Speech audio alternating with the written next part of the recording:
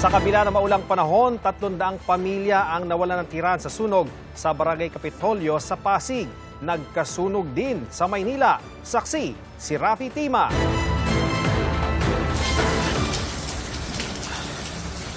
Dinig pang pagbagsak ng ulan sa cellphone video ito ng isang residente malapit sa sunog sa Kapitolyo, Pasig kanina. Sa kabila nito, kitang malakas na ang apoy sa kalagitnaan ng mga kabahayan malapit sa Rosemary Lane pasado alas 2 ng hapon. Kita pa ang pagkislat ng kuryente habang unti-unting kumakalat ang apoy. Ayon sa kumuha ng video, may narinig siyang pagsabog bago magsimula ang apoy. Para siyang tangke na sumabog, something like that. Malakas. Kasi malakas. So, umakyat ako dito sa taas and upon checking, meron palang susunog na. It started from small portion hanggang sa kumalat. Ang residenteng si Mighty Lin, nakatira malapit sa pinagmulan ng apoy. Himbing na himbing daw siya at ginising lang ng kapitbahay kaya siya nakaligtas. Nagsimula yung sunog sa kapitbahay niyo mismo? Opo, hindi ko rin alam kung paano nagsimula kasi tulog ako. Bigla lang akong pagising, labas na. So, Bilis subang kumalat yung apoy? sobrang bilis po.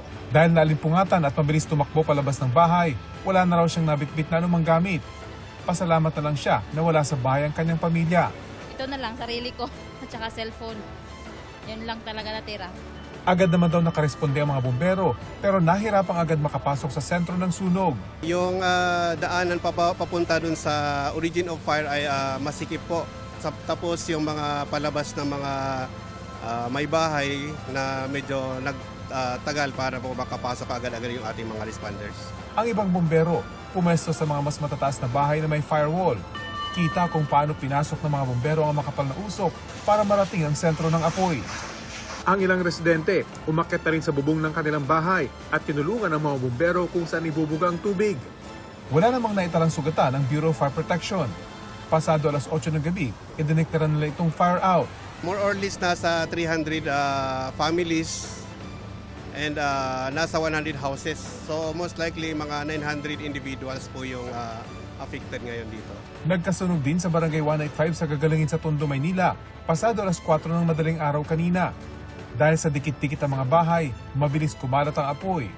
Ang 54 anyos na si Rosalie, wala na ng gamit na naisalba, namatayan pa ng 9 na alagang aso. Sa sobrang dami talaga ng aso namin, hindi ko na talaga kayang buhatin lahat. 17 sila, 8 lang po ng salba naming aso. Pakasakit po kasi hindi naman namin nakalain na mangyayari sa amin yung ganito.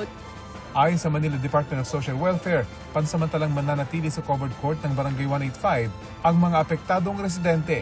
Initially po nasa 40 to 60 families po yung affected. Meron na pong hot meals. Mga modular tent na rin po.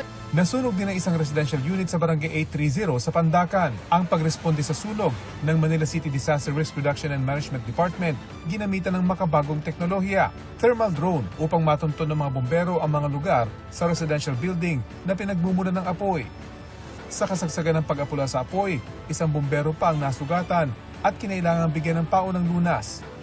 Ayon sa Bureau of Fire Protection, 28 pamilya ang naapektuhan ng sunog o humigit kumulang 150 individual. Ako si Rafi Tima, ang inyong saksi.